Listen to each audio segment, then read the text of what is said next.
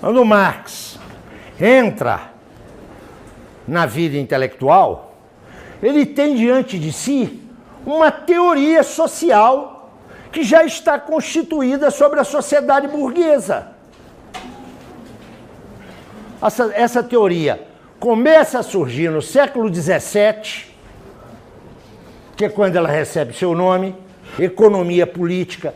Notem, não é economia, é economia política. O Capital não chama o Capital crítica da economia. Chama-se o Capital crítica da economia política. Não pensem que isso é uma coisa menor, não. Nós vamos ver isso logo em seguida. É algo decisivo. Marx começa a escrever quando tem por trás de si dois gigantes que já formularam as linhas gerais de uma teoria social dessa sociedade. Um sujeito chamado Adam Smith e um sujeito chamado David Ricardo. Um que publicou o seu livro em 1776 e outro que publicou o seu livro em 1817.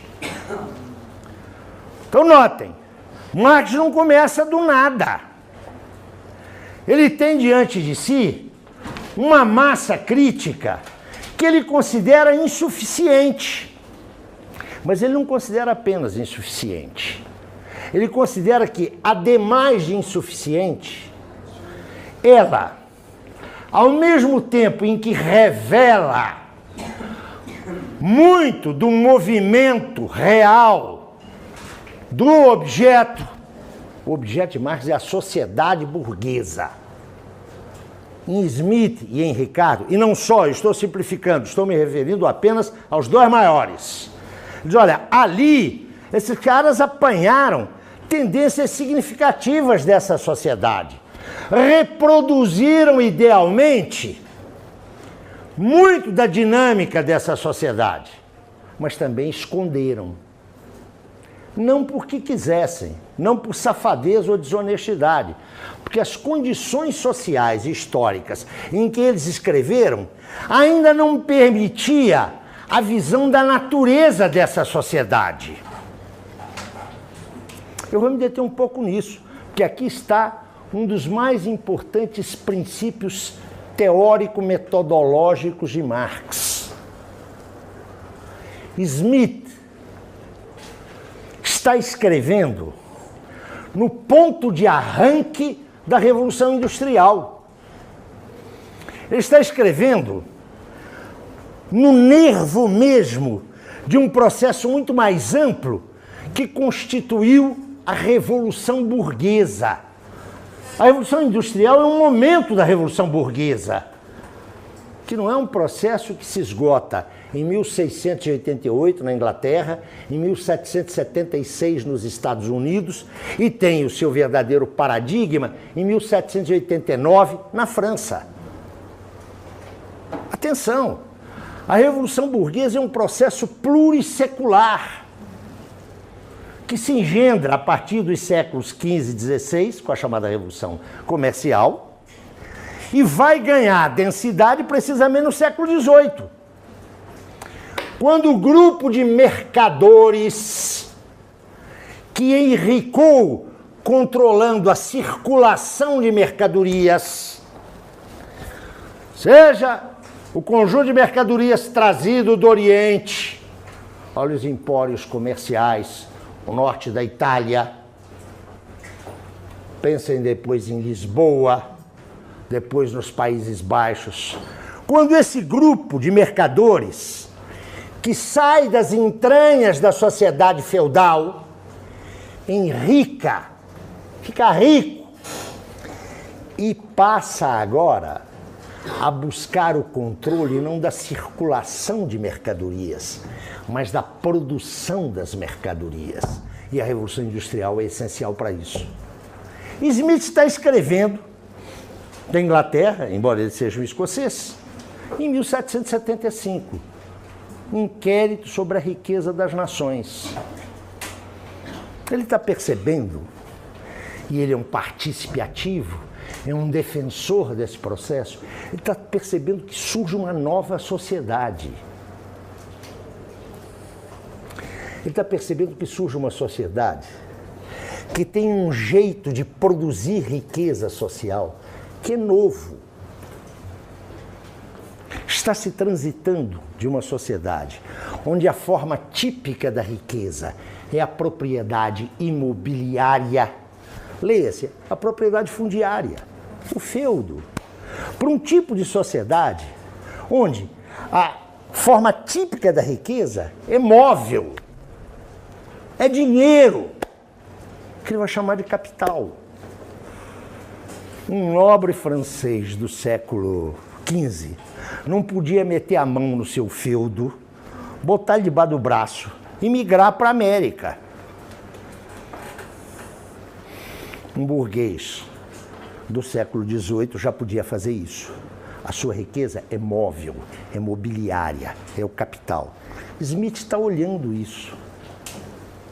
Está vendo que isso é progresso. As máquinas estão aumentando a produtividade do trabalho.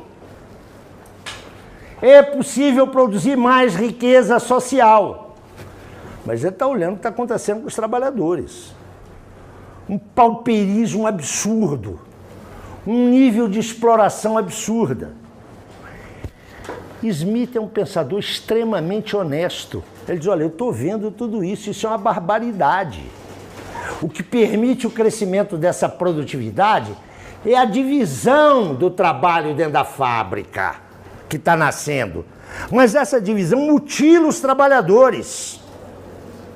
Ele está vendo isso e ele não esconde isso. Ele diz, olha, isso aí são as dores do parto de uma nova sociedade.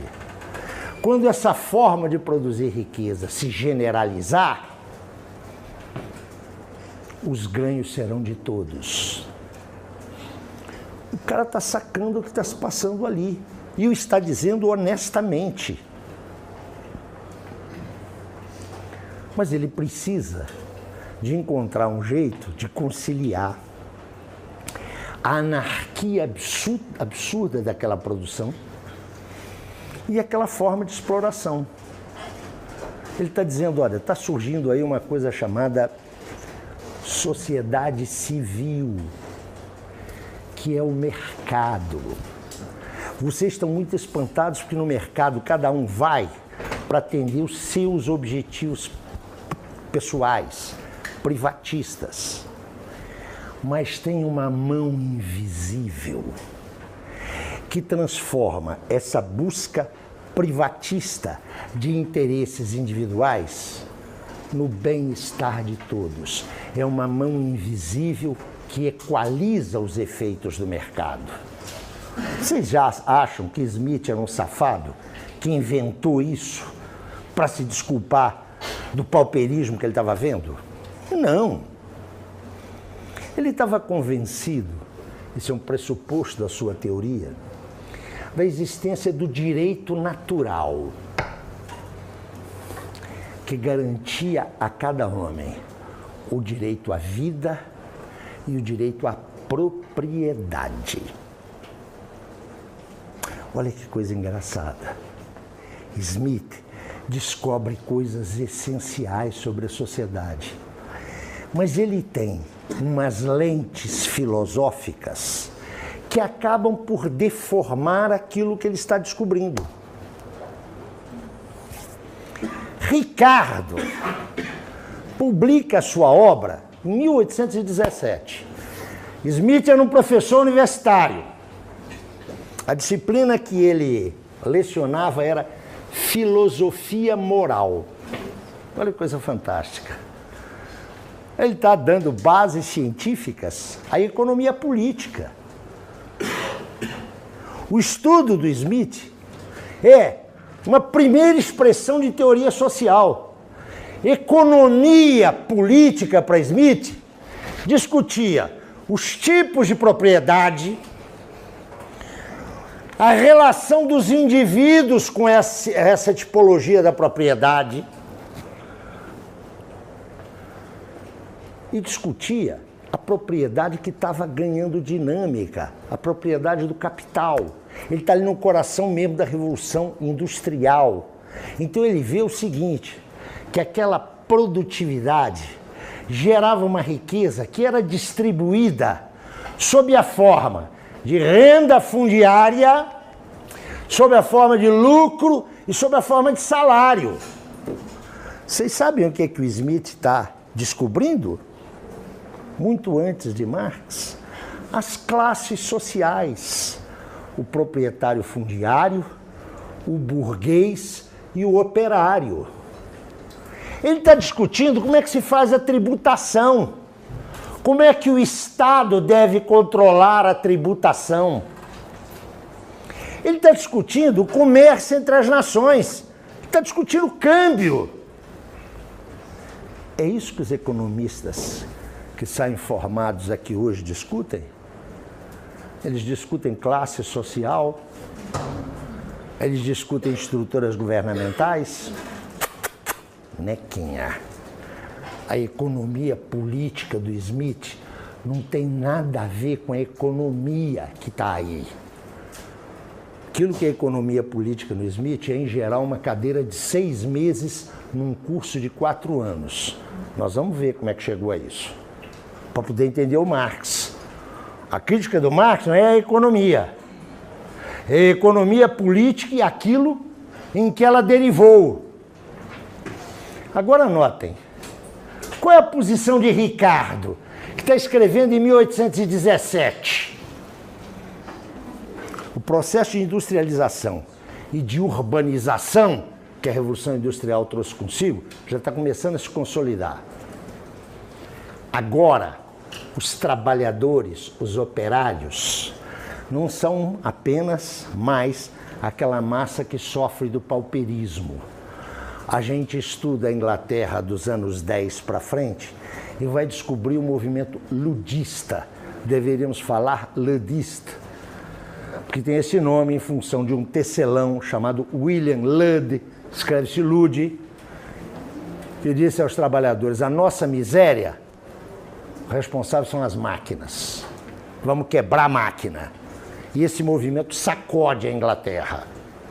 E foi reprimido duramente. Os trabalhadores aprenderam. Logo, logo descobriram que os seus inimigos não eram as máquinas. Era a utilização econômico-social das máquinas. Ricardo está vendo nascer o protesto operário, que Smith não viu.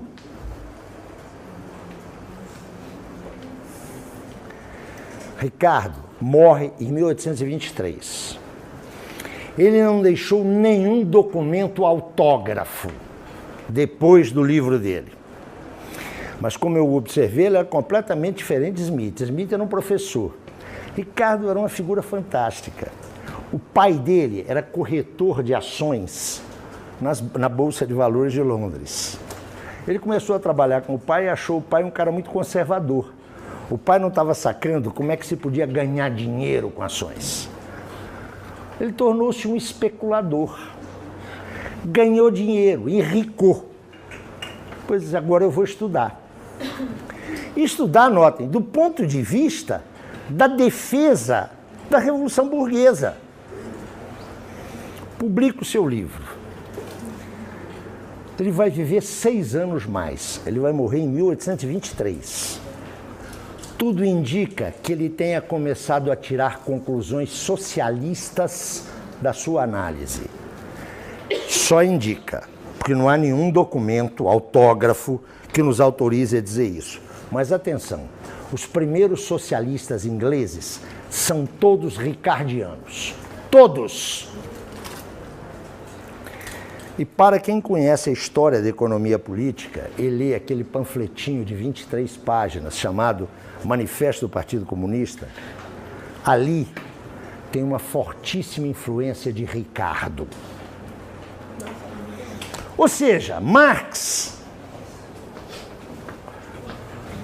escrevendo sobre isso, a partir de 1846, 47, Marx começa a ver que essa massa crítica é insuficiente. Mas, além de ser insuficiente, ela é mistificadora. Não tem nenhuma mão invisível do mercado. Por que Marx pode ir além de Smith e de Ricardo? Entre outras razões, e agora eu peço a atenção de vocês, é que quando Marx começa a pensar esse objeto, insisto, a partir de 45, 46, aquela sociedade que estava nascendo ao tempo de Smith, que estava se desenvolvendo ao tempo de Ricardo, agora ela está consolidada. Ela agora está consolidada. Estamos entrando na segunda metade do século XIX. Qual é a lição a extrair daí? Agora eu pediria a atenção de vocês. Tá caindo uma cachoeira aqui, professor. Tem que ver. Isso vai bagunçar tudo. Eu quero te dizer que os meus recursos analíticos para isso são rigorosamente iguais a zero.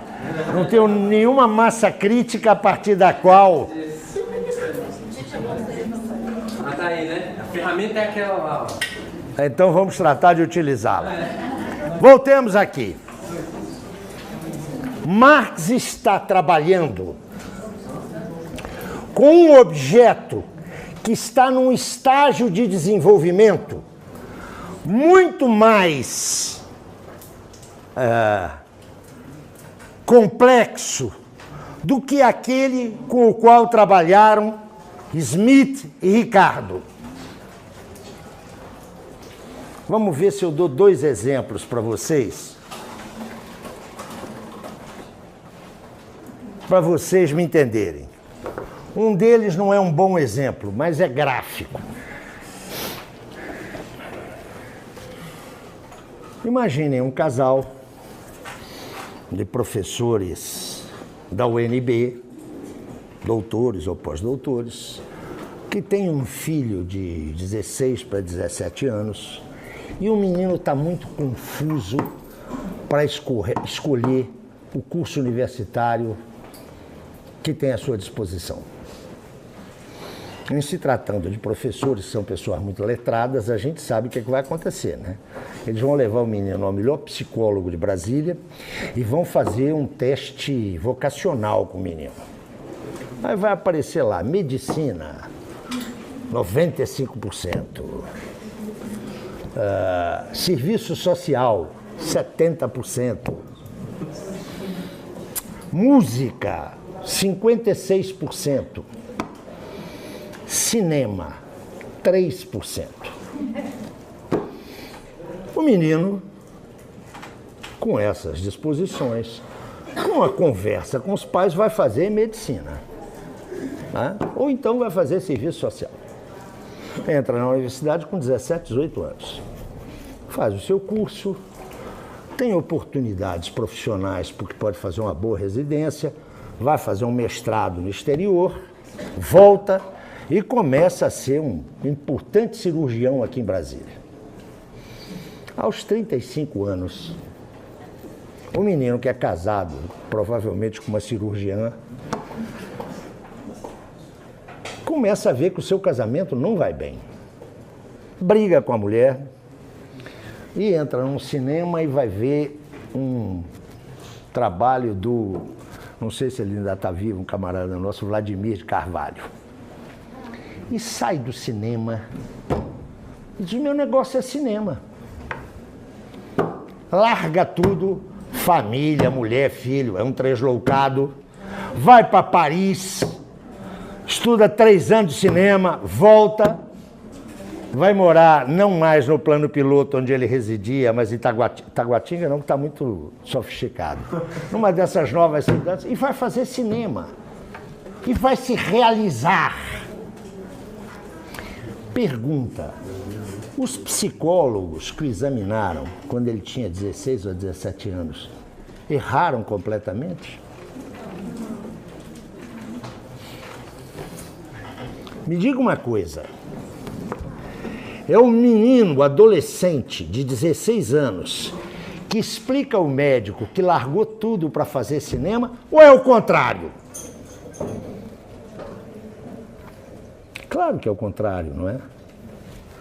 No homem de 35, 40 anos, que escolhe uma outra profissão, independentemente de ganhar dinheiro ou prestígio com ela, mas se vê realizando-se humanamente, plenamente, é esse homem que me ilumina as vacilações do adolescente.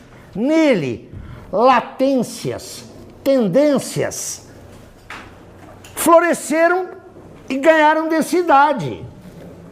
Quem é que explica? É o passado que explica o futuro ou é o futuro que ilumina o passado? O que vale nesse exemplo, que eu acho perigoso, porque recorre à psicologia da qual eu não entendo nada, vale para uma coisa chamada dinheiro. Dinheiro. Como vocês sabem, a moeda metálica, para ser meio de troca, foi inventada na Lídia, com aquele rei Creso, lembram? Creso, aquele cara que em tudo que ele botava a mão virava ouro, no século II a.C. A moeda já existe na Grécia clássica como meio de troca. Para que serve a moeda? Meio de troca. É assim que ela vai ter a sua plena continuidade no Império Romano. Se eu estudar o papel desse meio de troca na Grécia e em Roma, eu vou poder compreender, atenção, o que o dinheiro representa hoje? É óbvio que não. Notem, eu preciso de conhecer a gênese do dinheiro, mas não é a gênese que vai explicar o desenvolvimento. O dinheiro hoje é meio de troca, meio de entesouramento, é capital, é reserva de capital, tem pelo menos 6 ou 7 funções. É o dinheiro hoje inteiramente desenvolvido que ilumina da sua gênese as suas transformações posteriores.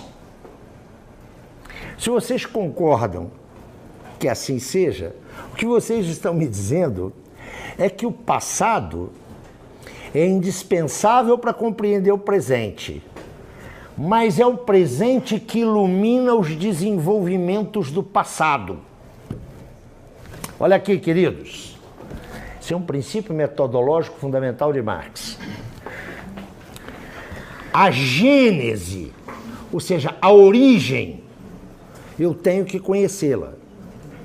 Mas o conhecimento da origem não me fornece o conhecimento do desenvolvimento. Atenção, é o mais desenvolvido, isto é, o mais complexo.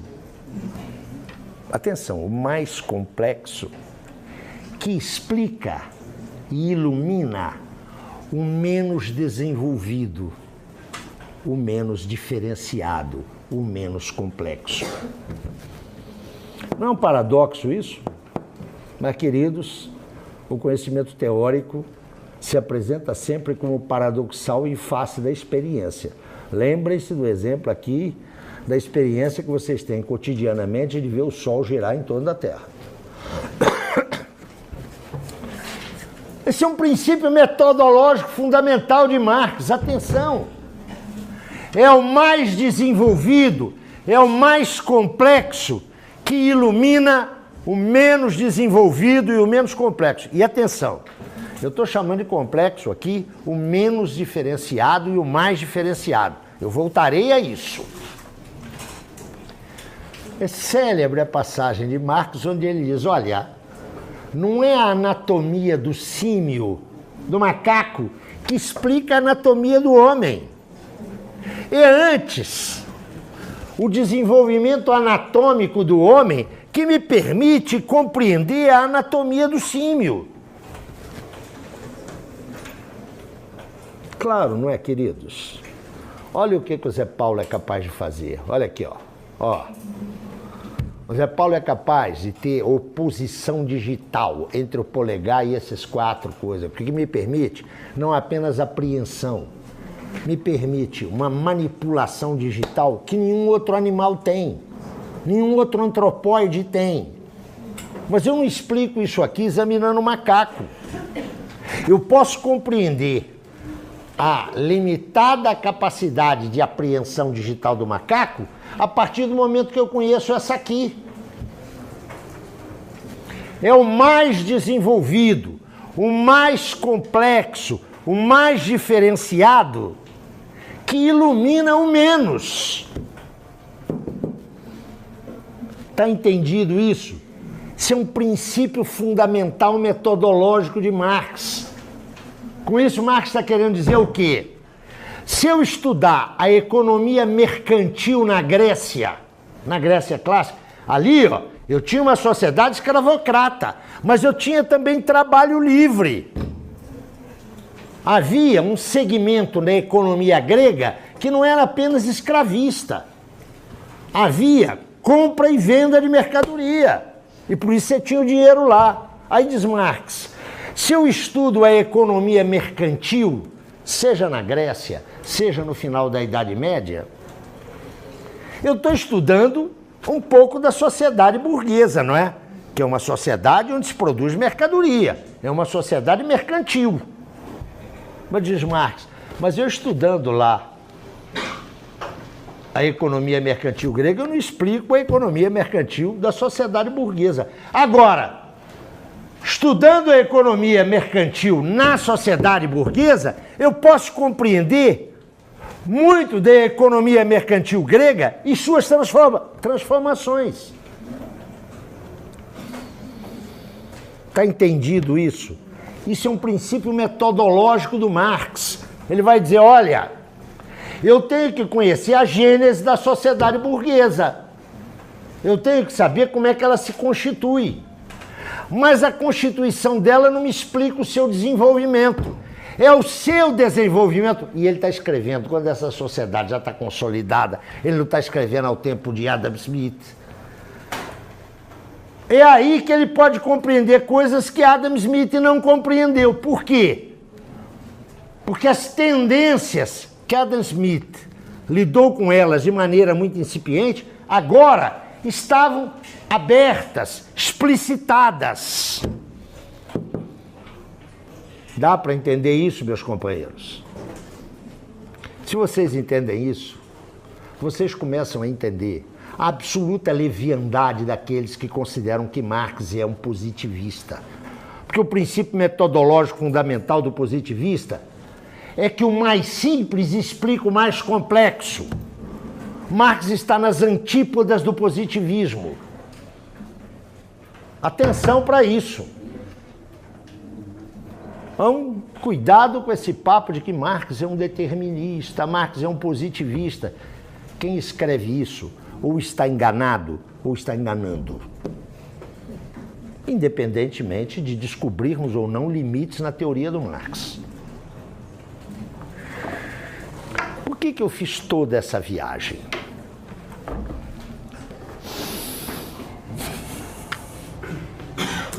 Para tentar explicitar que faz parte da teoria do Marx dois elementos básicos. O primeiro elemento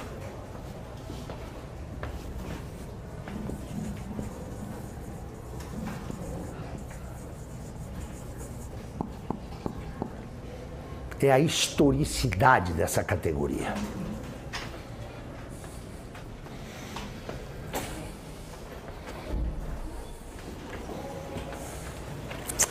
Vamos botar a cuca aqui para funcionar. Mesmo que eu não chegue ao fim aqui do programinha da emendazinha que me cabe, eu acho que no fim eu vou engabelar vocês vão me dar mais meia hora para a gente chegar, ainda que seja num fim provisório. Mas vamos botar a cuca para funcionar.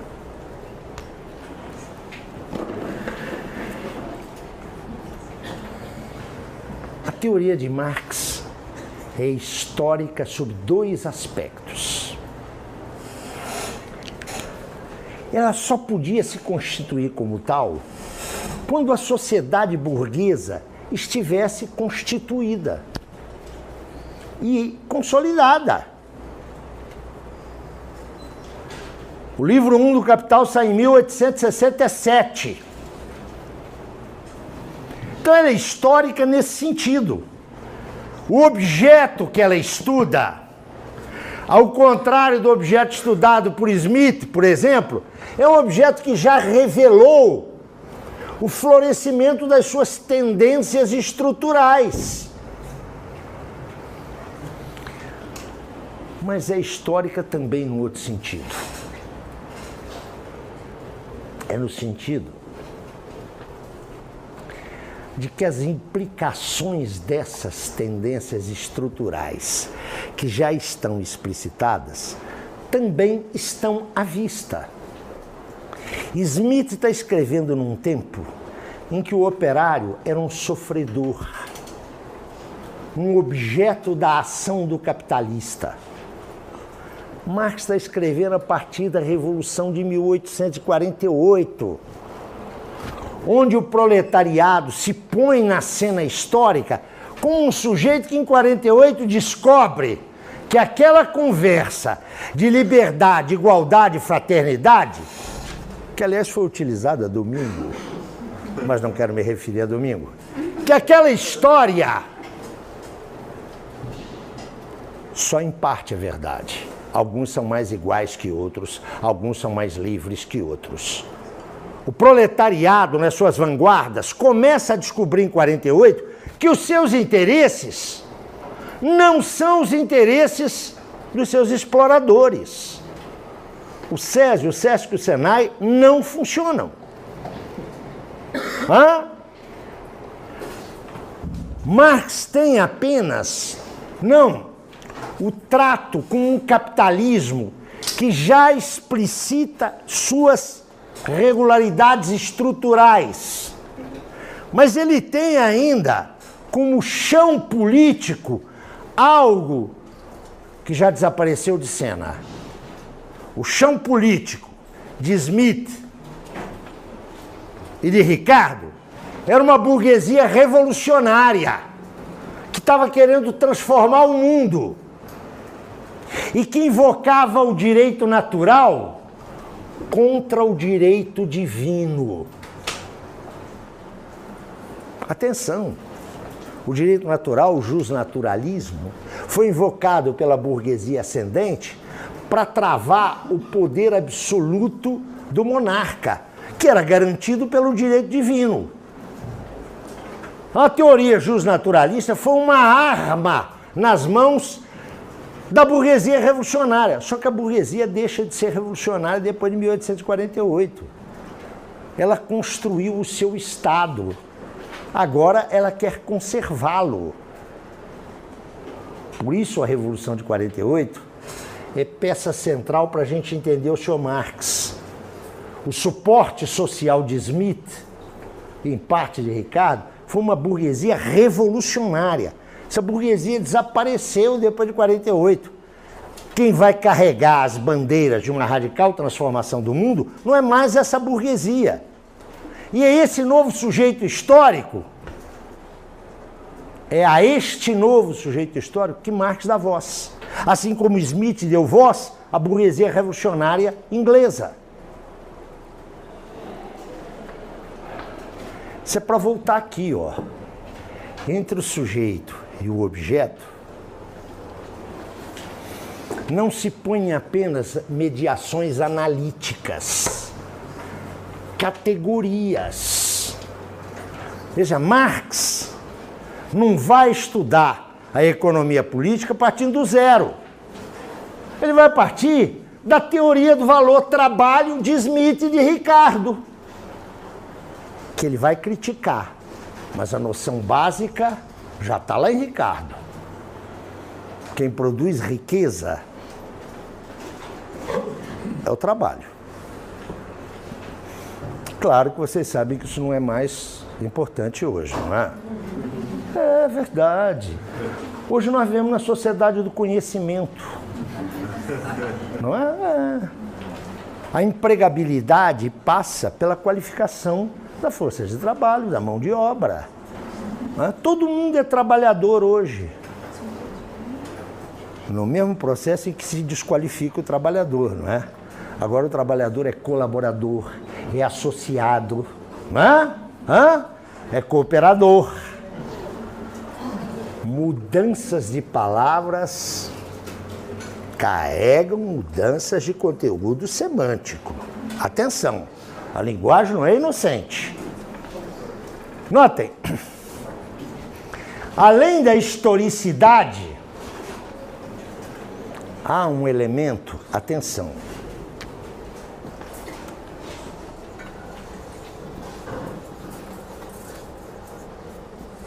de valoração, que não é necessariamente científico. Marx podia dar voz a outra classe social, a outros grupos sociais. Foi uma questão de escolha. Atenção, de liberdade no sentido de poder escolher entre alternativas factíveis. Ele podia se vincular a outro grupo social. Essa valoração frequentemente vai desaguar no terreno daquilo que foi chamado de ideologia. Eu não quero aqui entrar nesse debate, porque me levaria muito longe. Smith tem uma valoração que é inteiramente compatível com a ideologia da burguesia revolucionária, a ilustração. Mesma coisa acontece com Ricardo. Só que eles não tinham no seu horizonte o sujeito social que Marx vê no horizonte e pelo qual Marx escolhe. Atenção! Nada mais longe do ponto de vista das origens de classe e das condições de classe, nada mais longe do operariado da época do que Marx. Filho de um advogado, estudou na universidade sem ter que trabalhar, casou-se com uma moça rica, que levou um enxoval e um dote, que depois ficou nas casas de empréstimo de Londres, não importa. Para não falar em Engels, filho de um rico industrial. Eles puderam escolher, valoraram um sujeito social e o escolheram livremente. Voltemos cá. Esse objeto aqui tem uma peculiaridade. Nós já sabemos que o objeto é esse. É a teoria social da sociedade burguesa. Esse objeto tem uma peculiaridade. Ele se põe aos homens como dado, como factual.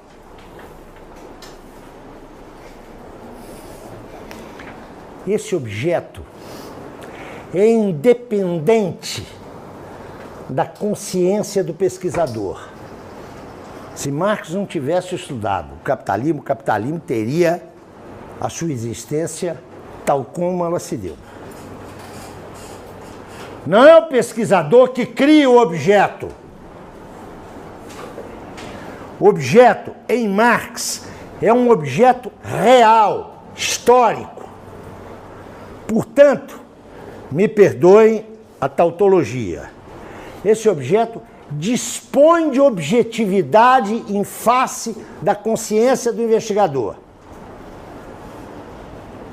Ele é tão objeto quanto a célula que o citologista está examinando ao microscópio.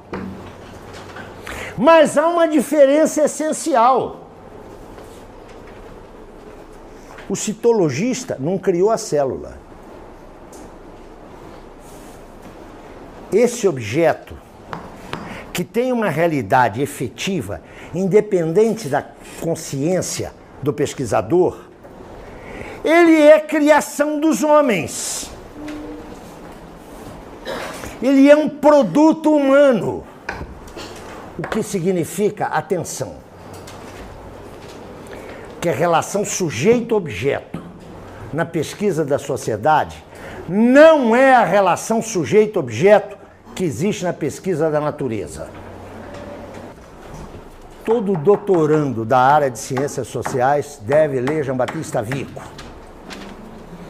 Vico estabelece a seguinte distinção: nós não fazemos a história da natureza, mas nós fazemos a história da sociedade. Essa é a premissa que permite distinguir ciência da sociedade de ciência da natureza. A sociedade se nos apresenta como um dado factual objetivo, mas ela não é um dado factual objetivo como a natureza. Ela é produto da ação dos homens.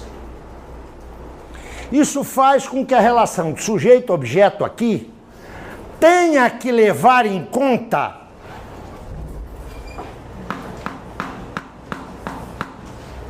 a direção da historicidade. Trocando em miúdos, isso significa para Marx o quê? Que esta sociedade que ele está estudando é uma forma histórica e, portanto, transitória na história dos homens. Isso não existiu sempre, nem vai existir sempre. Isso tem uma história. Essa sociedade tem sua gênese, tem seu desenvolvimento e tem as suas condições de crise e de deperecimento.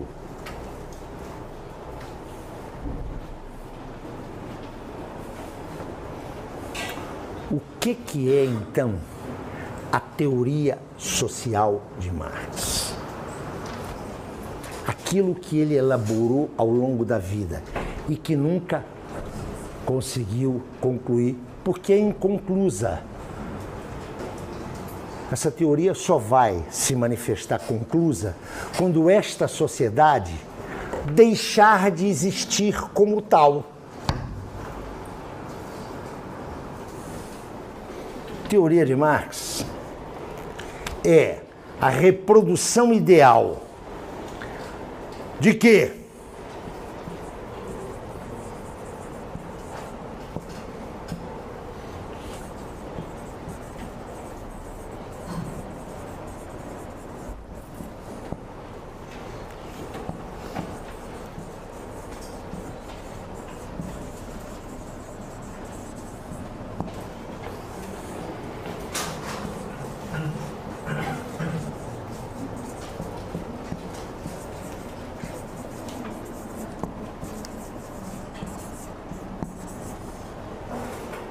É isso que é a teoria de Marx.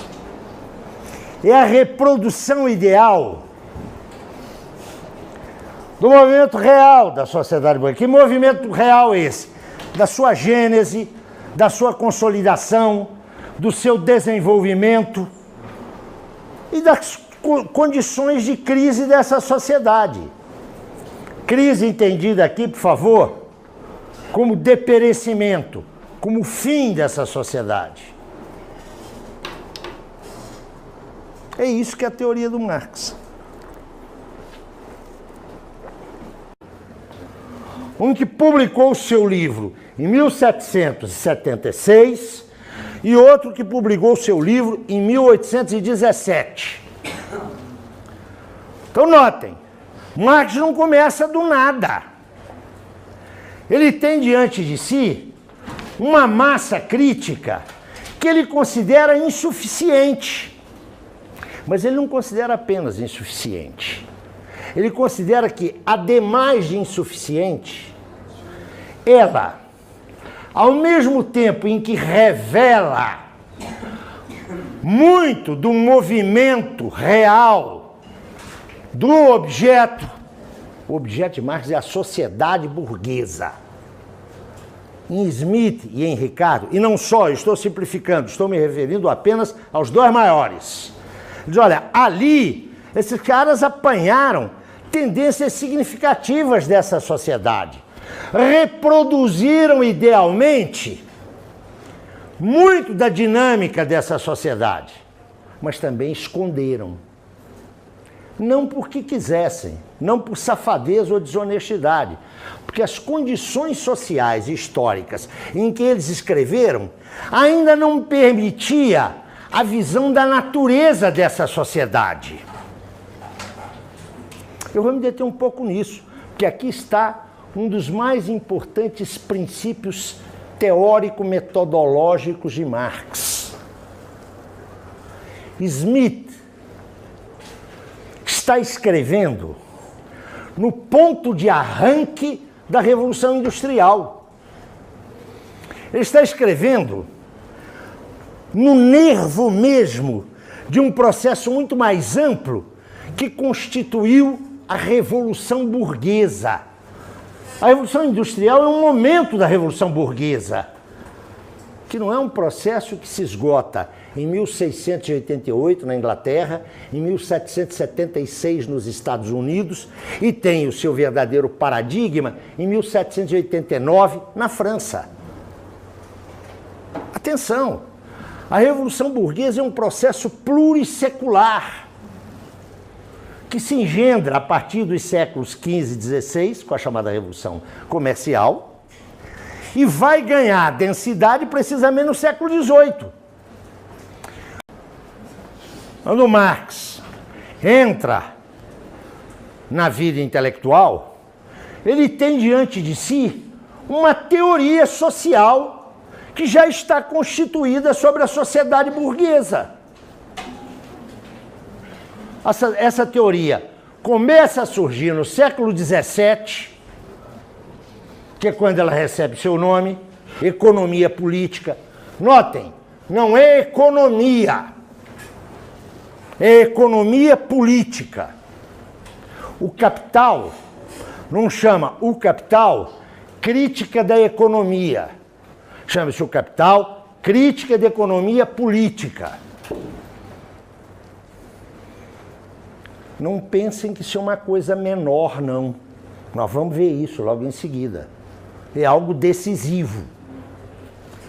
Marx começa a escrever quando tem por trás de si dois gigantes que já formularam as linhas gerais de uma teoria social dessa sociedade.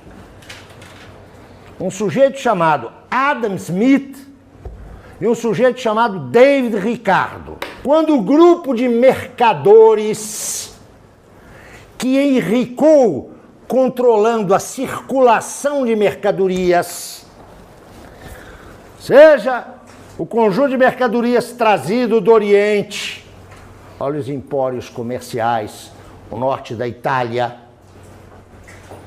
pensem depois em Lisboa, depois nos Países Baixos.